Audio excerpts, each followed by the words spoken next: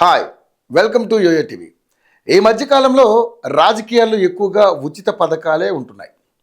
వీటిని కాంగ్రెస్ స్టార్ట్ చేసింది. అందులో ముఖ్యంగా ఫ్రీ బస్. తమ పార్టీ అధికారంలో ఉన్న ప్రతి రాష్ట్రంలో ఈ పథకం అమలు అవుతుంది. తెలంగాణలో అయితే సీఎంగా రేవంత్ రెడ్డి బాధ్యతలు చేపట్టినప్పటి నుంచి ఫ్రీ బస్సు అమలైంది. అది చూసి ఏపీలో కూడా కూటమి ప్రభుత్వం తమ ఎన్నికల హామీల్లో ఫ్రీ బస్సులు చేర్చింది. కూటమి పార్టీలు ఇచ్చిన సూపర్ 6 హామీల్లో కీలకమైన మహిళలకు ఉచిత బస్సు ప్రయాణం హామీ మాత్రం ఇప్పటి వరకు అమలు కాలేదు.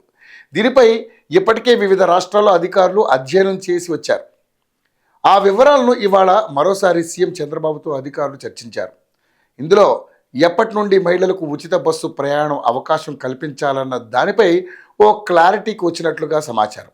ఏపీలో కూటమి సర్కార్ సూపర్ 6లో భాగంగా మరో హామీని అమలు చేసేందుకు కసరత్తు చేస్తుంది. ఉగాది నుండి మహిళలకు ఉచిత బస్సు ప్రయాణం ప్రారంభించేందుకు ప్రభుత్వం సూత్రప్రాయంగా నిర్ణయం తీసుకుంది. ఈ అంశంపై ఉన్నతాధికారులు రవాణా శాఖ మంత్రి మండిపల్లి రాంప్రసాద్ రెడ్డితో సీఎం చంద్రబాబు చర్చించారు. పూర్తి వివరాలను అడిగి తెలుసుకున్నారు. ఇతర రాష్ట్రాల్లో ఈ పథకంలో మరికొన్ని అంశాలపై అధ్యయనం చేసి వీలైనంత త్వరగా నివేదిక ఇవ్వాలని ఆదేశించారు. ఇప్పటికే మహిళల ఉచిత బస్సు ప్రయాణం హామీ అమలు సాధ్యాసాధ్యాలపై పలుసార్లు చర్చలు నిర్వహించిన సీఎం చంద్రబాబు అధికారుల నుంచి సమాచారం తీసుకున్నారు.